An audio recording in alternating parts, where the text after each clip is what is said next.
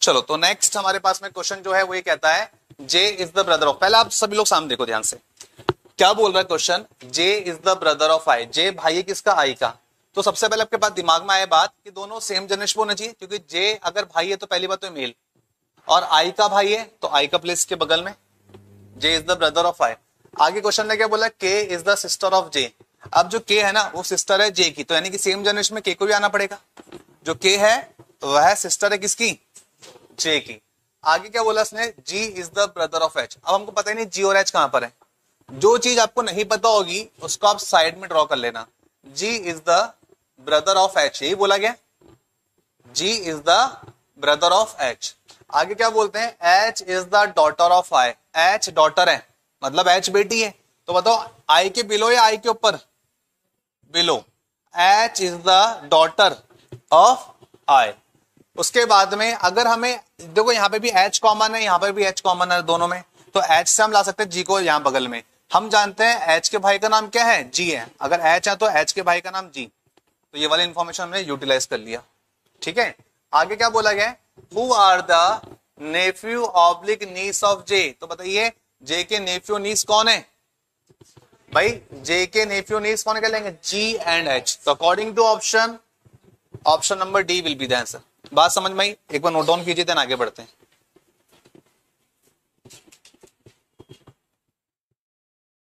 आपको किसी particular batch में ऐड किया है क्या, नहीं किया अभी, तो आपको बताया होगा ना टेलीग्राम ग्रुप, वो भी नहीं बताया क्या, ठीक है।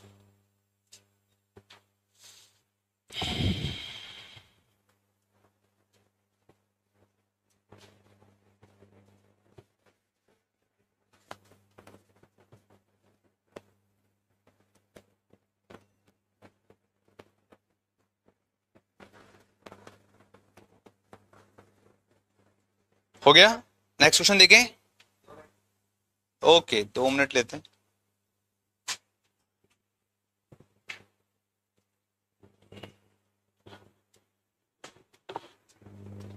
नेक्स्ट वाला जो क्वेश्चन जो होगा वो आप ही बनाओगे, क्वेश्चन मत लिखो, ये क्वेश्चन मैं आपको फॉरवर्ड कर दूंगा, इसमें टाइम खराब होगा।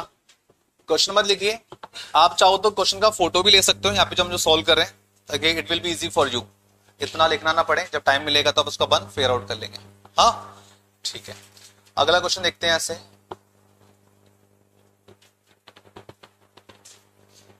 Okay now next question number 2। कुछ ये गिवन है, मैं चाहता हूं पहले आप लोग ड्रॉ कीजिए, अभी क्वेश्चन किसी को नहीं लिखना, केवल स्ट्रक्चर बनाइए। ये सारी पीपीटी मैं आपको फॉरवर्ड कर दूंगा आपके फोन के ऊपर। मुझे ऑप्शन नंबर चाहिए, क्या आंसर बनेगा।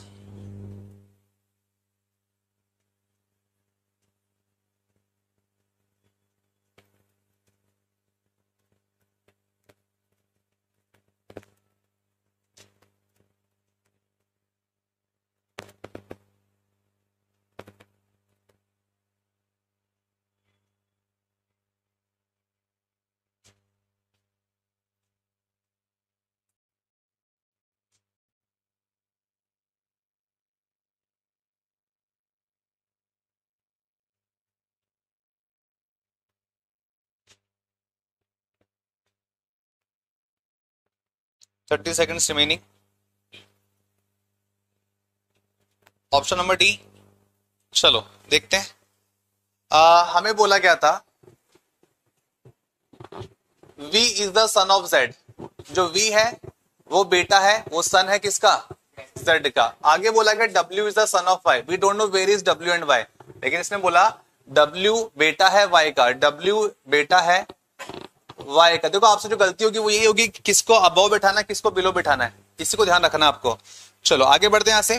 फिर इन्होंने कहा V is married to X, भाई V तो यहां पर है और V मैरिड है किससे, X से। अगर V मेल हो तो X को क्या होना पड़ेगा, फीमेल होना पड़ेगा। आगे बोला गया X इज Y's डॉटर, जो X है वो किसकी बेटी है, Y की बेटी है। X इज Y's डॉटर, अगर X बेटी है Y की तो Y का प्लेस अबव ऑन X, ठीक है। तो X डॉटर है Y की तो Y का प्लेस अबव आ जाएगा और X का प्लेस बिलो था। अब दोनों में Y और Y कॉमन आ रहे हैं, तो समझ में क्या आएगा, Y के एक बेटा है जिसका नाम क्या है W है, तो यहाँ पर y है, तो y का एक बेटा जिसका नाम W और ये पर्सन मेल है, तो ये इन्फॉर्मेशन को हमने यहाँ पे यूटिलाइज कर लिया है। आगे क्या पूछा गया, how is W related to V। देखिए W की बहन X है, X का पति V है, और जिसका नाम पहले आएगा उसके रेस्पेक्ट में आंसर करना है। So W is the brother in law of V। W is the brother in law of V, तो according to option number D, जो W है वह साला है किसका, V का। देखो W की पत्नी X है, X का पति V है, तो W कहलाएगा साला और V होगा उसका जीजा।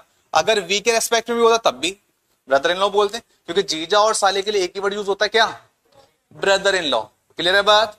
चलो जी, तो ये वाला क्वेश्चन में आपका सॉल्व हो चुका है। Option number D will be the answer. Now next question, question number 3। Next कर दें।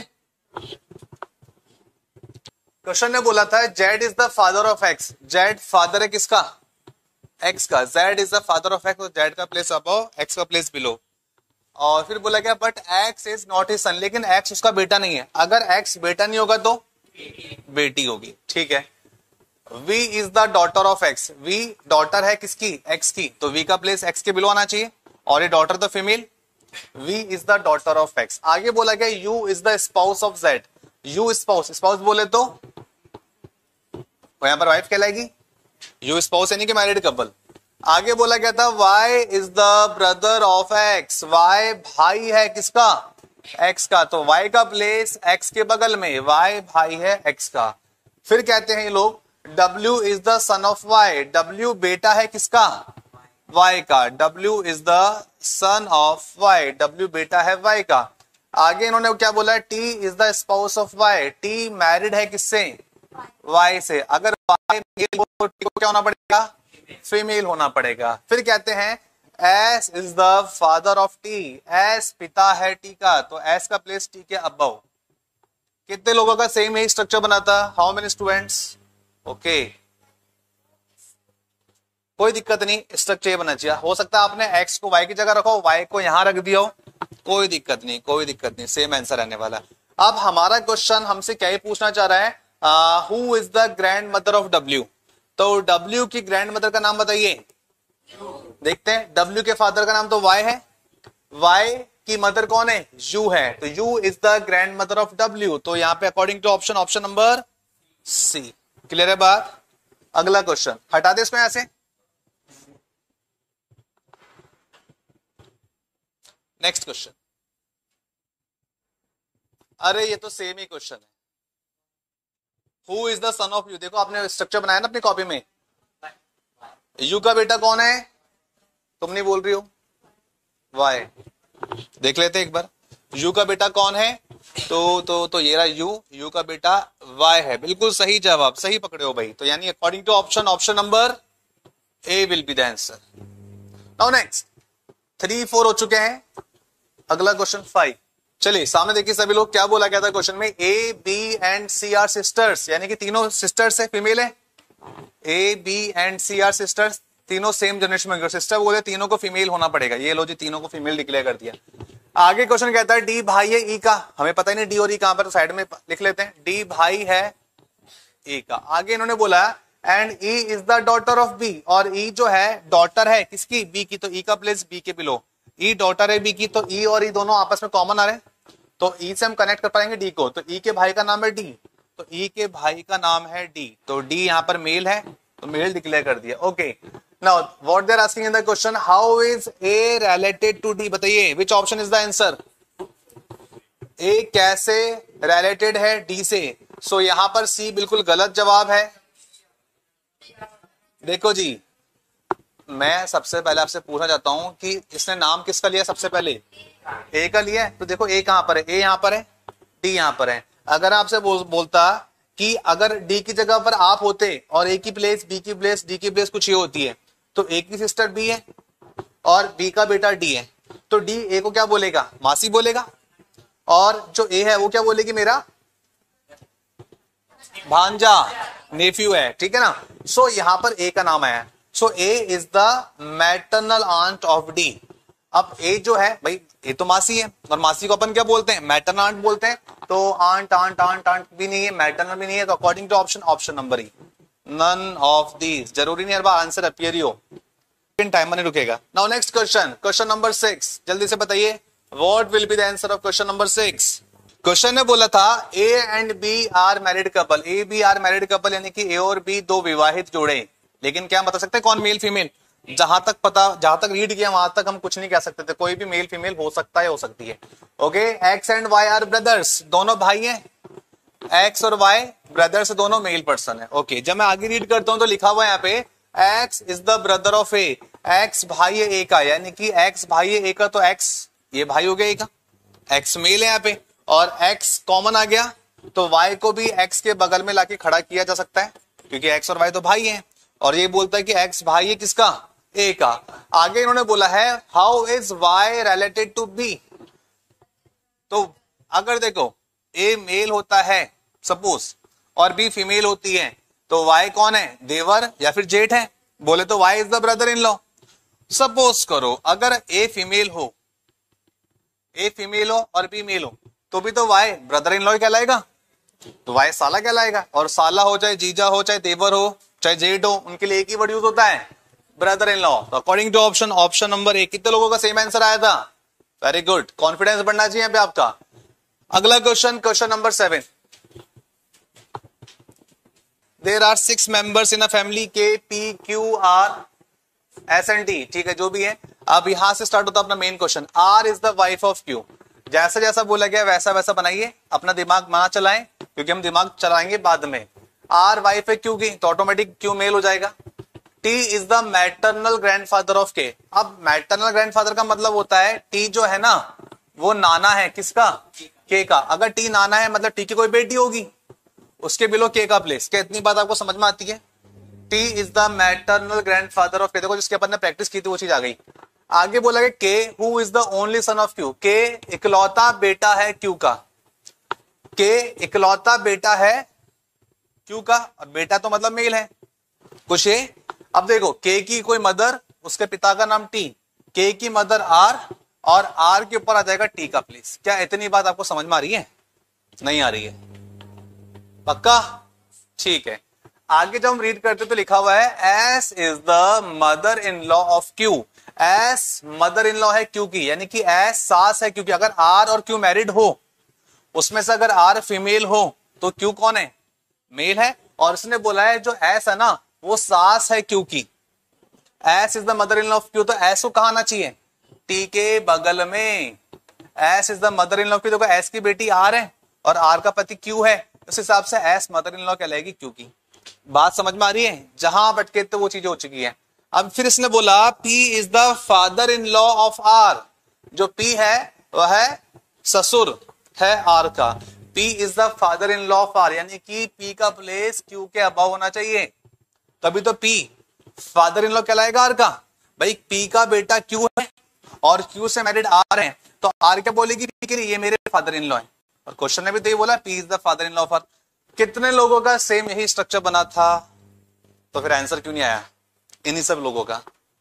क्या अब चीजें क्लियर हुई है? अच्छे से समझ में आ गया होगा क्या आपसे गलती हुई है या क्या चीज आपको नहीं समझ में आई थी, किसको कहां बिठाना था? Now what they are asking, how is K related to P. सबसे पहले देखो किसका नाम आया है? के का नाम आया है। के यहां पर है, के पिताजी क्यू, क्यू के पिताजी P, so K is the grandson of P. K is the grandson according to option number C will be the answer. क्या इतनी बात आपको समझ में आई है? यस और नो? पक्का? देखो क्वेश्चन अच्छे लेवल का था, अब यहां से लेवल बढ़ेगा। एक बार फिर समझाएं, ऐसा क्वेश्चन एक और आ रहा है अभी, ये आपने नोट डाउन कर लिया? ठीक है ना? ऐसा क्वेश्चन अगले बार तो समझाता हूं, सेम आएगा तो देखिएगा। बाकी तुम याद रखना ये वाला क्वेश्चन नंबर क्या है? 7। अगर नहीं आएगा तो अपन क्लास के बाद भी देख सकते हैं, ठीक है? क्योंकि मेरे साथ ऑनलाइन में काफी लोग कनेक्टेड है। सो क्वेश्चन नंबर 7 हो जाने के बाद में क्वेश्चन नंबर 8, चलो बनाइए।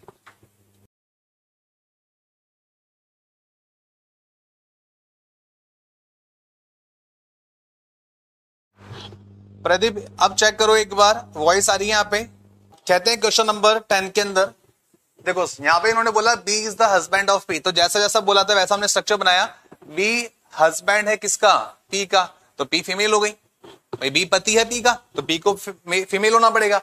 आगे बोलते हैं Q is the only grandson of E, Q is the only grandson, Q इकलौता ग्रैंडसन है यानी कि मेल है, और ओनली ग्रैंडसन बोला, कुछ नहीं बोला इसने मैटरनल पैटर्नल, इसका मतलब यहां पर male place, Q is the only grandson of E, ये वाला स्ट्रक्चर बनना चाहिए था। अब और आगे बढ़ते हैं, कहते हैं ई हु इज, तो ई ये जो हु बोला है किसके लिए बोला है, ई के लिए बोला है, ई who is wife of D, जो ई है वह वाइफ है किसकी, डी की वाइफ है। अगर ई वाइफ है डी की तो डी को क्या होना पड़ेगा, मेल होना पड़ेगा, ठीक है। आगे बढ़ते हैं, ई who is the wife of D and mother in law of P, ये एंड भी किसके लिए बोला गया है, ई के लिए बोला गया है। ई वाइफ है डी की और मदर इन लॉ है पी की, तो ई सास है पी की, तो हम जानते हैं यहां से पी का प्लेस ये बनना चाहिए। Just because of P female है तो यहां पर आ जाएगी पी और यहां पर कौन आ जाए, बी आ जाए। बात समझ में आ रही है? तो ये स्ट्रक्चर बना था, नहीं समझ में आया वापस देखो वापस देखो वापस देखो, हटाते सब अपने से। अब क्वेश्चन ने बोला था Q is the only grandson of E, तब मैंने Q को यहां रखा, E को यहां रखा। भाई ओनली ग्रैंडसन मतलब इकलौता पोता है या ग्रैंडसन है E का, तो E का प्लेस अबव। आगे बोला इसने E who is the wife of D, E जो है वह वाइफ है, अगर वाइफ मतलब फीमेल और मैरिड है डी से, तो डी को क्या होना पड़ेगा, मेल होना पड़ेगा। और आगे बढ़ते हैं तो इसने बोला E की बात करें तो E मदर इन लॉ है पी की, अगर E मदर इन लॉ है पी की तो उस हिसाब से E का प्लेस कुछ ही होना चाहिए था, E मदर इन लॉ है किसकी, पी की। तो हमने देखा इसको यहां अगर मुझे कनेक्ट करना है तो E तो यहां पर है, और E अगर सास है पी की तो P को आना चाहिए यहां पर। हाँ, और जिसमें हम जानते हैं P फीमेल है और P मैरिड है किससे, B से, तो P फीमेल है और मैरिड है B से, तो ये इसका फाइनल स्ट्रक्चर बनना चाहिए। Now what they are asking in the question, how is B related to D, जिसका नाम पहले आएगा उसके रेस्पेक्ट में आंसर करना है। So B is the son of D, तो according to option number D, how many students having the same answer, yes 1 2 3 4 5। तो यहां से स्टार्ट हो रहे क्वेश्चंस। चलिए क्वेश्चन नंबर 11 देखो, बनाओ, सॉल्व करो, देखते कितने लोगों का आंसर आता है।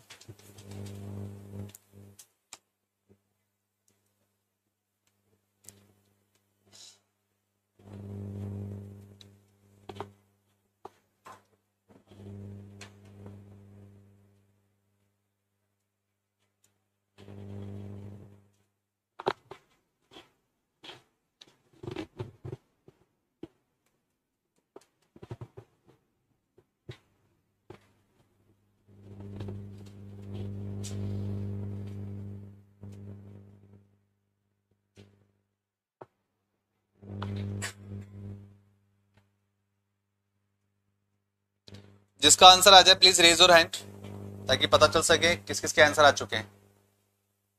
ओके ठीक है,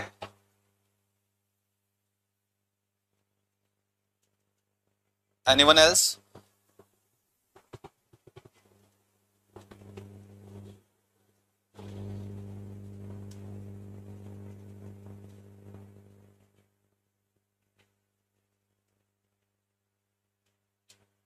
ठीक है, चेक कर लें, चेक करते हैं।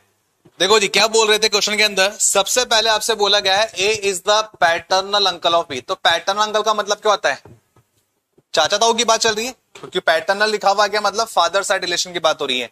तो जैसे बोला गया, जैसे इसने बोला ए पैटर्नल अंकल है, मतलब पर्सन तो मेल ही होगा, यानी हो ए पैटर्नल अंकल है बी का। अब पैटर्नल अंकल है मतलब ए का कोई भाई है और उसके नीचे बी का प्लेस, तो देखो ए चाचा या ताऊ बन गया, अंकल है। कितनी बात समझ में आ रही है? आगे क्या कह रहे हैं, B who is the daughter of C, जो बी है ना वह डॉटर है किसकी, सी की। अब सी का प्लेस यह भी हो सकता है और सी का प्लेस यह भी हो सकता है, वी डोंट नो, जहां तक हमने रीड किया है। क्वेश्चन ने बोला था कि जो बी है ना वह डॉटर है किसकी, सी की, तो सी फादर भी हो सकता है और सी मदर भी हो सकती है। लेकिन जैसे मैंने आगे इंफॉर्मेशन में रीड किया, गिवन था C is the daughter in law of P. C अगर डॉटर इन लॉ मतलब फीमेल होगी, सी डॉटर इन लॉ है पी की, तो सी का प्लेस कहां पर होना चाहिए, C is the daughter in law of P, तो सी का प्लेस यहां पर और पी का प्लेस यहां पर। क्या आपको इतनी बात समझ में आई? सी डॉटर इन लॉ है पी की। आगे क्वेश्चन क्या पूछ रहे हैं, आगे कुछ नहीं बोला इसने, बस ये बोला था ए पैटर्न अंकल है बी का, बी जो है डॉटर है सी की और सी जो है डॉटर इन लॉ है पी की, ठीक है। क्वेश्चन आगे पूछ लिया how is A related to P, तो क्या आंसर बनना चाहिए? A is the son of P. बताओ कितना सिंपल क्वेश्चन था। Option number B, B will be the answer. बनाइए क्वेश्चन नंबर 12। क्वेश्चन में बोला गया है P's father is Q son. P's father का मतलब एक एक लाइन रीड करेंगे। पीस फादर यानी कि पी के फादर की बात हो रही है। ये रहे पी के फादर, हाँ पीस फादर जो पी के फादर हैं वो कौन है? वो क्यू के सन है। जो पी के फादर है वह है क्यू के सन, तो क्यू का प्लेस कुछ ये बनेगा। यहां तक कुछ कंफ्यूजन तो बताइए, क्योंकि 90% जनता से यहीं पे कंफ्यूजन, यहीं पे गलती होगी। आगे बढ़े यहां से। पी के जो फादर है वो क्यू के सन है। आगे इन्होंने बोला M is the paternal uncle of P. जो एम है वो पैटर्नल अंकल बोला। पैटर्नल बोलते फादर साइड रिलेशन में, यानी कि एम चाचा या ताऊ हो सकते हैं पी के। तो M is the paternal uncle of P. कुछ यही। आगे बढ़े यहां से। एम पैटर्नल अंकल है पी के। आगे इन्होंने बोला N is the brother of Q. जो एन है वह भाई है। जो एन है वह भाई है किसका? क्यू का। ओके, तो क्वेश्चन बनके तैयार हो गया। अब जो पूछ रहे हैं यहाँ पे how is N related to M, तो एन का नाम पहला है। अब देखो एन की अगर हम बात करें तो बेसिकली क्या बात हो रही है, ये एम है, एम से ऊपर क्यू का प्लेस है और क्यू का भाई एन है। कुछ यही तो गिवन है। एन कैसे संबंधित है क्यू एम से? अगर देखो यहां पे हमें क्यू का जेंडर नहीं गिवन है। क्यू अगर मेल होता तो N is the paternal uncle of M. तो पहले केस में आंसर क्या बनता? एन जो है अंकल है, अंकल भी कौन सा? पैटर्न वाला, ठीक है। अगर क्यू फीमेल होती, क्योंकि क्यू का तो जेंडर में पता ही नहीं है, अगर क्यू फीमेल होती तो उस केस में जो एन है मामा कहलाता है एम का। और मामा को क्या बोलते हैं? Maternal uncle. तो हमारा आंसर आएगा ईदर पैटर्नल और मैटरनल अंकल। आइदर पैटर्नल और मैटरनल अंकल। कहीं पे भी अंकल अंकल कोई बात गिवन नहीं, तो यहां पे जो आंसर जाएगा डेटा इनएडिक्वेट जाएगा। क्यों? क्योंकि हमें सबसे पहली बात देखो, अगर क्यू का जेंडर कंफर्म गिवन होता, अगर क्यू का जेंडर कंफर्म गिवन होता तो हम आंसर कर पाते, और फिर अगर वह आंसर ऑप्शन में नहीं होता तो हम टिक कर लेते नन ऑफ दीज। बात समझ में आ रही है? लेकिन इंफॉर्मेशन पूरी नहीं है, तो सबसे पहले डेटा इनएडिक्वेट पे जाना पड़ेगा आपको। यस, क्वेश्चन नंबर 13 आपके सामने स्क्रीन पर आ चुका है। बताएंगे क्या आंसर बनेगा? क्या बोल रहे थे? Q is the brother of R. Q भाई है आर का। यदि क्यू भाई है तो क्यू मेल होगा, प्लस साइन लगा देंगे, और क्यू भाई है आर का, तो ये स्ट्रक्चर बनाया था। आगे उन्होंने बोला है P is the sister of Q. P sister है किसकी? क्यू की। तो पी आ जाएगी क्यू एंड आर के बगल में, सेम जनरेशन पर। फिर कहते हैं यहाँ पे T is the brother of S. T भाई है एस का। We don't know where is T and S, तो साइड में इंफॉर्मेशन स्टोर किया, कहते हैं टी भाई है एस का। आगे बढ़ते हैं तो कहते हैं S is the daughter of R. S daughter है आर की, तो एस का प्लेस आर के बिलो, और डॉटर बोलता है एस फीमेल। दोनों में एस कॉमन टर्म आ रही है, तो एस के भाई का नाम क्या है? टी है, तो टी का प्लेस ये, और पर्सन मेल है तो प्लस का साइन आ जाएगा। फिर क्वेश्चन ने पूछा था who are the nephew oblique niece of Q. तो क्यू के नेफ्यू नीस कौन है? S and T. तो according to option number D. Yes, बिल्कुल सही जवाब, डी फॉर दिल्ली। देखो हार्ड और मुश्किल कुछ नहीं होता है, सपोज डिपेंड करता है आपके ऊपर, आप चीजों को किस तरह से ट्रीट करते हो, कैसे डील करते हो। फिर क्वेश्चन नंबर 14 ने बोला E is the son of A. E बेटा है ए का। अभी भी कुछ लोग गलती कर रहे हैं, मैं देख पा रहा हूं, उनको ये पता नहीं चल पा रहा है ई को पहले रखे कि ए को बाद में रखे। देखो भाई कह रहा है ई बेटा है, बेटा हमेशा नीचे वाले जनरेशन में आएगा, और ए यहाँ पर पेरेंट है। D is the son of B. We don't know where is D and B, तो साइड में लिख लेते हैं डी सन है, डी बेटा है किसका? बी का। आगे कहते हैं E is married to C. E married है सी से। यदि ई मेल हो तो सी को फीमेल होना पड़ेगा। सी इज बीज डॉटर। जो सी है वो बी की बेटी है। सी इज बीज डॉटर, इसका मतलब सी बेटी है बी की, तो बी का प्लेस अबव, कुछ ये बनेगा। और बी के एक बेटा जिसका नाम क्या है? डी। तो डी बेटा है तो male person. So question is saying how is D related to E. तो डी यहाँ पर साला है ई का, और डी साला है तो साले को बोलते हैं ब्रदर इन लॉ। तो according to option number D. चलो हाँ, क्वेश्चन नंबर 15 कहता है A is the father of C and D. A पिता है किसका? सी और डी का। आगे क्वेश्चन है बोला E is the brother of A, जो ई है वह भाई है ए का, तो सेम जनरेशन में आ गई। If C is the sister of D, यदि सी सिस्टर हो डी की तो सी को फीमेल होना पड़ेगा। आगे बोला गया how is B related to E, ये बी कहां पर है, A is the father of C, okay इसने and D is the son of B बोला है। इसको एक बार वापस रफ करते हैं। A is the father of C, A पिता है सी का, and D is son of B, और जो डी है वह सन है बी का। फिर बोला E is the brother of A, जो ई है वह भाई है ए का। If C is the sister of D, यदि सी सिस्टर हो डी की तो डी का प्लेस पूछिए, और डी बेटा है बी का, अगर डी बेटा मतलब मेल और बेटा है बी का, इसका मतलब बी को आना पड़ेगा ए के बगल में, तो ए और बी मैरिड कपल हो गए। फिर इन्होंने बोला how is B related to E, so B is the sister in law of E, तो according to option number D. Question ने बोला Q's mother is sister of P, जो क्यू की मदर है उसकी बात हो रही है, पहले जितना पढ़ा उसकी बात करते हैं। क्यूज मदर, तो अरेंजमेंट में क्यू की मदर को लेकर आओ, तो क्यू की मदर यहां पर आ गई। क्यू की mother A sister of P, जो क्यू की माता है वह सिस्टर है किसकी, पी की, तो प्लेस कुछ ये बनेगा, जो क्यू की मदर है वह सिस्टर है पी की। And daughter of M, and बोला गया है किसके लिए, क्यू की मदर के लिए, जो क्यू की मदर है वह डॉटर है किसकी, एम की, तो एम का प्लेस अबव होना चाहिए, क्योंकि क्यू की जो मदर है वह डॉटर है किसकी, एम की। आगे बोलते हैं S is the daughter of P, अगर पी यहां पर है तो एस का प्लेस ये, और एस डॉटर है पी की तो एस को फीमेल होना चाहिए।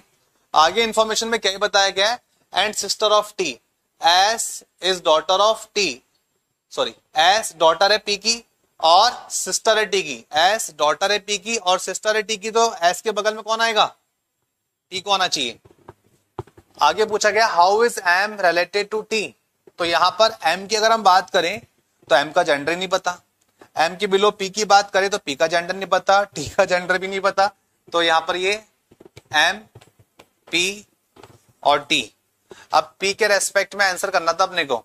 अब देखो पी जो एम है यहाँ पे वो अगर मेल हुआ तो ग्रैंड फादर भी हो सकता है, और अगर फीमेल हुई तो ग्रैंड मदर भी हो सकती है। और मैंने आपके दिमाग में बात आई कि सर मैटरनल क्यों नहीं लिखा आपने, तो मैंने आपको पहले बताया था प्रायोरिटी बेसिस पर कुछ भी अगर नहीं बोला जा रहा तो बात किसी हो रही है, फादर साइड रिलेशन की, तो ये दादा या फिर दादी हो सकती, कौन, M. So according to option number daily, option number D. P is the son of Q, P बेटा है, और बेटा है तो उसका प्लेस बिलो होना चाहिए क्यू के, P is the son of Q. फिर इन्होंने कहा while Q and R are the sisters to one another, का मतलब क्या हुआ, एक दूसरे की बहन है, कौन, Q and R, तो while Q and R are the sisters of to one another, यानी कि दोनों सिस्टर्स हैं, एक दूसरे की बहन है। सो आगे क्वेश्चन कहता है T is the mother of R, T mother है किसकी, R की, तो T मदर है R की, मदर बोले तो फीमेल होगी T। फिर कहते हैं if S is the son of T, यदि S सन हो T का तो S का प्लेस T के बिलो, यदि S सन हो टी का तो बताइए विच of the following statement is correct. तो चेक करते हैं यहाँ पे स्टेटमेंट बनके तैयार अपना, टी ब्रदर है क्यू का, तो ये वाली बात तो गलत है भाई, इसने तो करेक्ट पूछा ना अपने से, अपने को ये निकालना है। एस कजन है पी का, ये बात भी गलत है, एस तो कौन है, अंकल है। फिर बोला Q and S R sisters, नहीं एस तो भाई है, तो ये भी गलत। फिर कहता है डी एस मामा है पी का, S is the maternal uncle of P, yes ये बात सही है भाई, पी की मदर क्यू है और क्यू का भाई कौन है, एस है, तो एस मैटरनल अंकल है पी का, तो according to option number D, जो बोले तो डेली।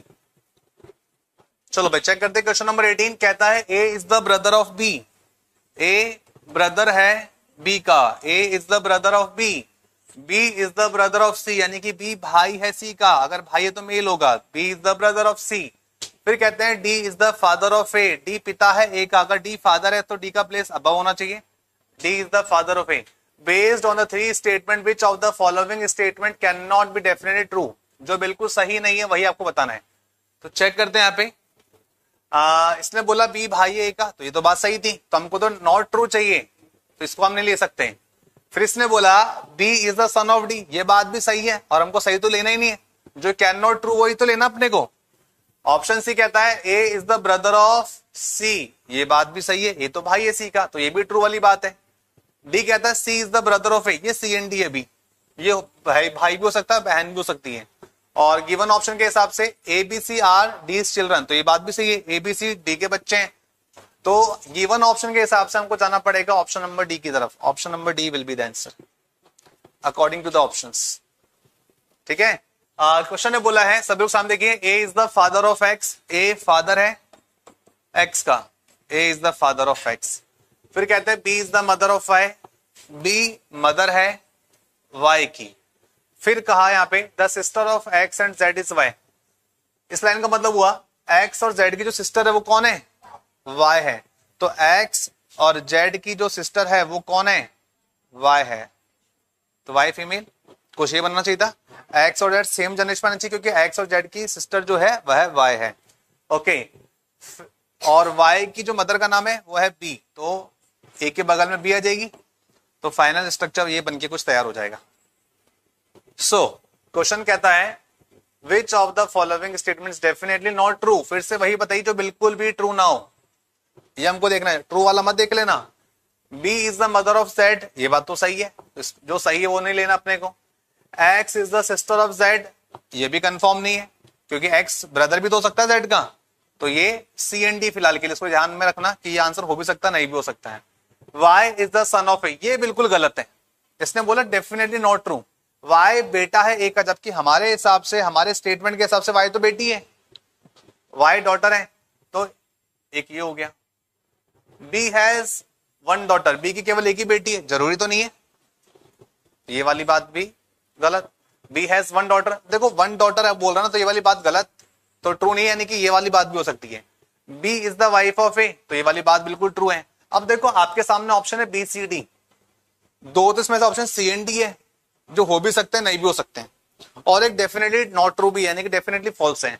अगर पर बात करें एक्स सिस्टर है जेड की, तो वह हो भी सकती है नहीं भी हो सकती है, तो ये सी एंड डी, बी यहां पर सी एंड डी है, मैं लिख देता हूं B option C and D है। अब डी ऑप्शन की अगर मैं बात करूं आपसे, तो डी में क्या बोला गया, बी हैज वन डॉटर, हाँ बी की एक बेटी अगर ये बोल रहे हैं, तो एक्स और जेड मेल भी हो सकते हैं फीमेल भी हो सकते हैं, तो ये वाली बात सही भी और गलत भी हो सकती है, तो ये भी सी एंड डी है। लेकिन जब मैं ऑप्शन नंबर सी की बात करता हूं, तो ये बोलता है Y is the son of A, Y बेटा है ए का, लेकिन ये तो मुझे श्योर पता है वाई तो बेटी है, तो डेफिनेटली नॉट ट्रू ये वाली बात। तो according to option number C Calcutta.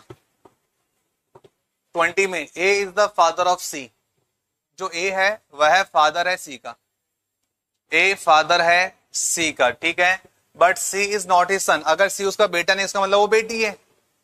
कुछ है E is the daughter of C, E daughter है सी की। आगे बोला गया F is the spouse of A, यानी कि एफ मैरिड है किससे, ए से, यदि ए मेल हो तो एफ को फीमेल होना पड़ेगा।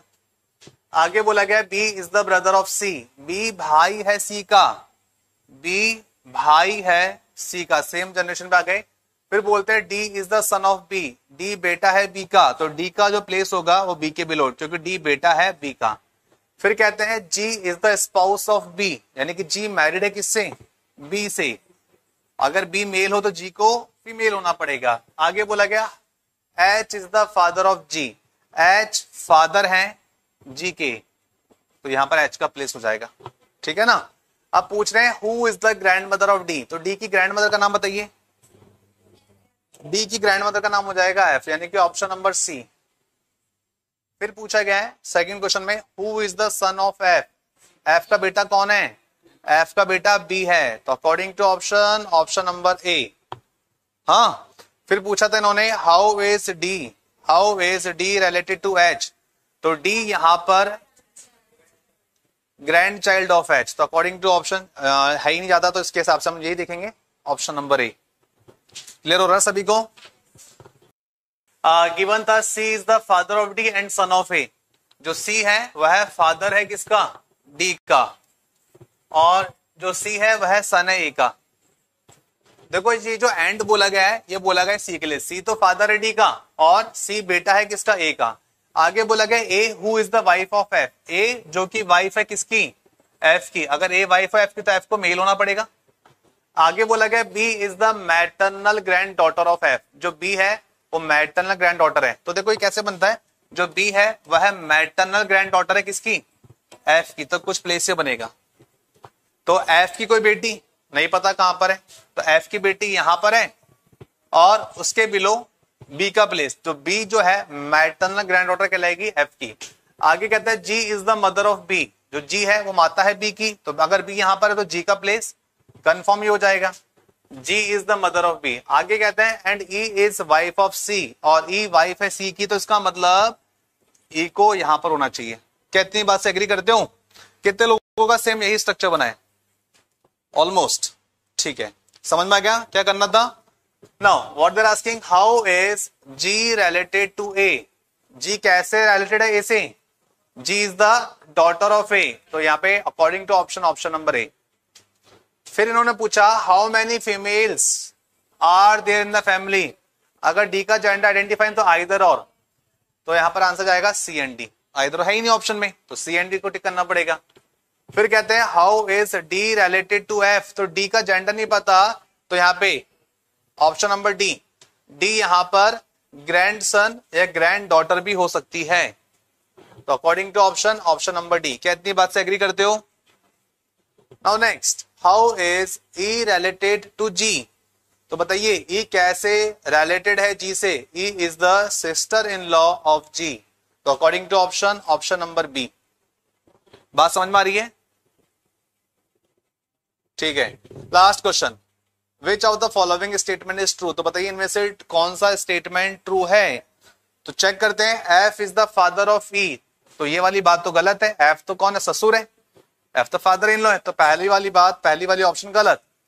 नंबर 2 पर बोला इन्होंने सी इज द ब्रदर ऑफ जी, सी भाई है जी का, ये बात तो सही है भाई, ए एफ के दो ही तो बच्चे हैं सी और जी, सी भाई है जी का, तो ये वाला ऑप्शन सही है।